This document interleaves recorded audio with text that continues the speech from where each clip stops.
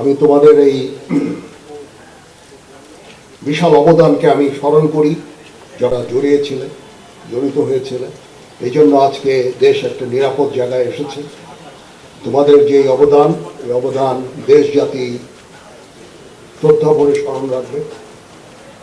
তোমরা সুন্দরভাবে এই সেনা প্রশিক্ষণ গ্রহণ করছো এবং আমি আশা করব যে তোমরা ভালোভাবে প্রশিক্ষণ নেবে।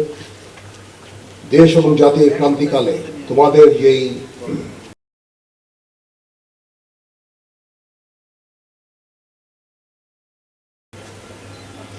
তোমরা একটা বিশাল শক্তি হিসাবে আবির্ভূত হবে, এ ব্যাপারে আমাদের কোনো সন্দেহ নাই।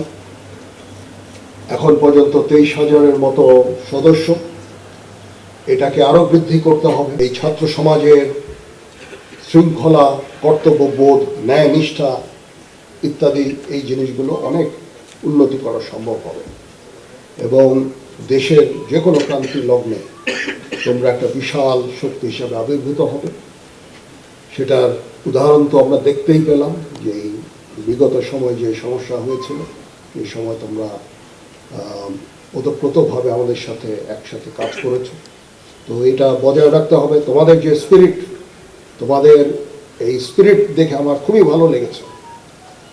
আমি ডিজি এবং তোমাদের বিএনসিসি সকল অফিসার এবং অন্যান্য যারা আছেন, প্রফেসর আন্ডার অফিসার এবং টিচার আন্ডার অফিসার এবং ক্যাডেট, তোমরা যারা আছো সকলকে আমি অভিনন্দন জানাচ্ছি এবং আমি আশা করব যে তোমরা উত্তরোত্তর তোমাদের সংগঠনকে আরও সুসংগঠিত করবে, আরও ভালোভাবে প্রশিক্ষণ নেবে এবং দেশ এবং জাতির প্রয়োজনে নিজেকে আত্মনিয়োগ করবে। বিভিন্ন জায়গায় ক্যাম্পিং হয়, আমরা যখন এক্সারসাইজ করি, তোমরা তোমাদের স্পিরিট বজায় রাখবে। বন্যার সময় তোমরা, যেটা মনে আছে, বন্যার সময়ও তোমরা অত্যন্ত ভালো কাজ করেছো। বন্যার্থদের মাঝে ত্রাণ বিতরণ থেকে শুরু করে অনেক ভালো কাজ তোমরা করেছো। তো আমি নিশ্চিত যে সুন্দর একটা ফ্যাসিলিটি ডেভেলপ হলো, সেটা এই যে ট্রেনিংয়ের কাজে এই বিল্ডিংটা এবং একাডেমিক কাজে ওই বিল্ডিংটা ব্যবহৃত হবে। তো এখান থেকে তোমরা প্রশিক্ষণ গ্রহণ করে লাভবান হতে পারবে।